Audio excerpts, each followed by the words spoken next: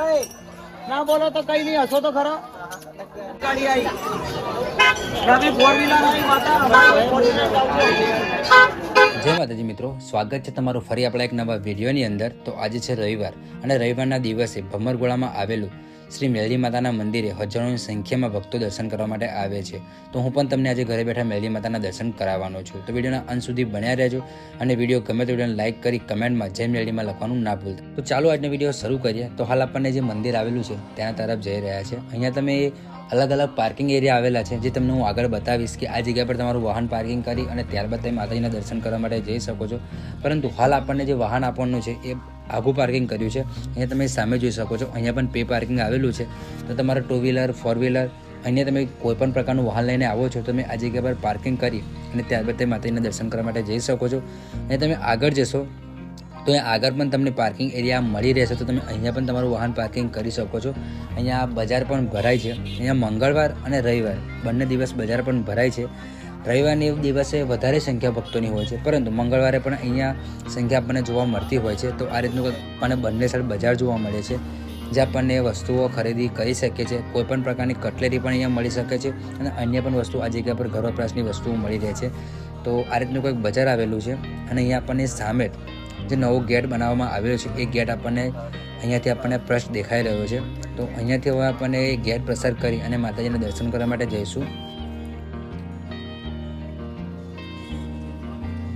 તો મિત્રો આપણે મંદિરનો જે ગેટ આવેલો છે એ ગેટ પસાર કરી લીધો છે. અહીંયા બીજું પણ એક મંદિર નવું બની રહ્યું છે.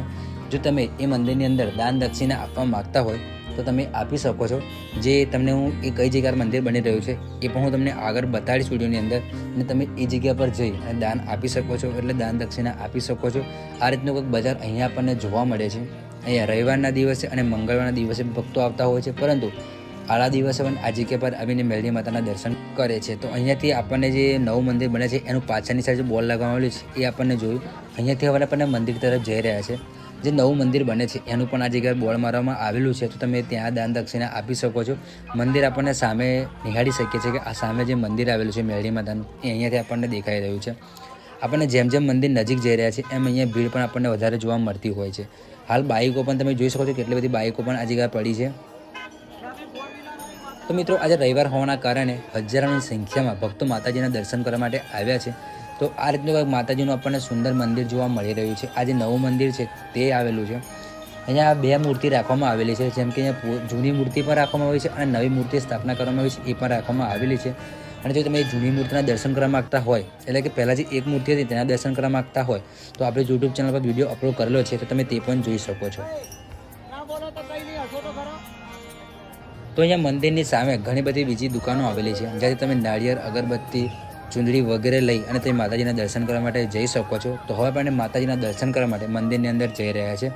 તો તમે જોઈ શકો છો ભક્તોને ભીડ હોવાના કારણે અહીંયા લાઈન લગાવવામાં આવી છે, કેમ કે અહીંયા ખિસ્સા કાતરુથી પણ આપણને સાવધાન રહેવાની સૂચના આપવામાં આવે છે. તો અહીંયા પહેલાં આપણને ચાર માતાના દર્શન કરીએ. તો અહીંયા તમે ચાર માતાના ઘરે બેઠા દર્શન કરી શકો છો.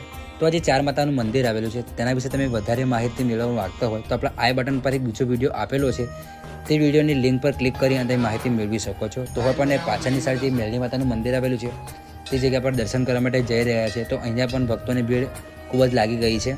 તો અહીંયાથી તમને હું મેલડી માતાના હવે દર્શન કરાવીશ. તો આ રીતનું કંઈક મંદિર આવેલું છે. જો તમે આળા દિવસે આવો છો તો અહીંયા ફોટોગ્રાફી પણ કરી શકો છો, કેમ કે રવિવારના દિવસે વધુ સંખ્યામાં ભક્તો દર્શન કરવા માટે આવે છે, તો ફોટોગ્રાફી અહીંયા કરી શકાતી નથી. પરંતુ તમે જો આળા દિવસે આવો છો તમે અહીંયા ફોટોગ્રાફી કરી શકો છો. અહીંયા તમે જે નવી મેલડી માની પ્રતિમા આવેલી છે તેના તમે દર્શન કરી શકો છો. તો તમે બંને માતાજીની પ્રતિમા આવેલી છે તેના દર્શન કરી શકો. તેવી રીતનો હું પ્રયત્ન કરીશ કે તમે ઘરે બેઠા માતાજીની જે બંને પ્રતિમાઓ છે તેના દર્શન કરી શકો. તો આશા રાખું છું કે તમને બંને માતાજીના દર્શન થઈ રહ્યા છે. તો માતાજીના દર્શન થયા તે બદલ કમેન્ટમાં જય મેલડીમાં લખવાનું ના ભૂલતા. અને આપણી ચેનલને હજુ સુધી સબસ્ક્રાઈબ ના કર્યો તો ચેનલ સબસ્ક્રાઈબ પણ કરી દેજો.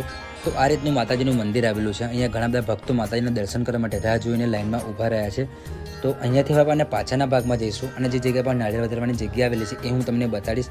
તો માતાજીને જે નાળિયેરની તોરણની બાંધતા હોય તો આ જગ્યા પર રાખવામાં આવે છે. પાછળની ભાગમાં નાળિયેર વધારવા માટેની એક જગ્યા ફિક્સ કરવામાં આવેલી છે. તો અહીંયા આ જગ્યા છે, આ જગ્યા પર નાળિયેર વધારવાનો હોય છે. તો મંદિરની પાછળની ભાગમાં આવેલું છે. તો તમે આ જગ્યા પર કૃપયા કરીને નાળિયેર વધેજો. તો દોસ્તો આ રીતનું પાછળથી વ્યૂ આપણને જોવા મળતો હોય છે. મંદિરની અંદરના ભાગમાં તમે બતાવી દો અને હવનકુંડ આવેલું છે, જે અગરબત્તી હોમ કરી શકો છો. અને જે નવદંપતિને સંતાન ના હોય તે આ જગ્યા પર લાવીને ફોટો પણ લગાડે છે. તો અહીંયા તમે સામે જોઈ શકો છો, અહીંયા હવનકુંડ આવેલો છે જ્યાં બધા ભક્તો અગરબત્તી કરતા હોય છે અને ત્યારબાદ માળો વધવા જતા હોય છે. તો આ રીતનું કંઈક અંદરથી પણ મંદિર આપણને જોવા મળે છે. મંદિર બહારથી આ રીતનું આપણને જોવા મળે છે. અહીંયા જે રમતા કૂકડા બકરા મૂકે છે એ આ જગ્યા ફરતા હોય છે. તો મિત્રો એડ્રેસની વાત કરીએ તો વડોદરા જિલ્લાના સાવલી તાલુકાના ભંભરગોળા ગામે આ મંદિર આવેલું છે. આ મંદિર ગુજરાતનું એક જગવિખ્યાત મંદિર બનવા જઈ રહ્યું છે, કેમ કે અહીંયા બહારથી ભક્તો માતાજીના દર્શન કરવા માટે બારે માસ આ જગ્યા પર આવતા હોય છે. તો આ રીતનું કંઈક મંદિર આપણને જોવા મળ્યું. અહીંયા જે માતાજીનું ઉદ્ગમ સ્થાન છે એ જગ્યા પર પણ મંદિર નવું બનવા જઈ રહ્યું છે. તે જગ્યા પર જઈ અને તે મંદિરનો પણ આપણને વિડીયો બનાવીશું અને આપણી યુટ્યુબ ચેનલ પર અપલોડ કરીશું. તો દોસ્તો આ હતો આજનો વિડીયો, અને હજુ સુધી આપણી યુટ્યુબ ચેનલ સબસ્ક્રાઇબ ના કરી હોય તો કૃપયા કરી ચેનલ સબસ્ક્રાઇબ પણ કરી દેજો, જેથી અમે નવો વિડીયો લાવીએ તે નોટિફિકેશન સૌથી પહેલાં મળી રહે. અને હા, કમેન્ટમાં જય મેળીમાં લખવાનું ના ભૂલતા.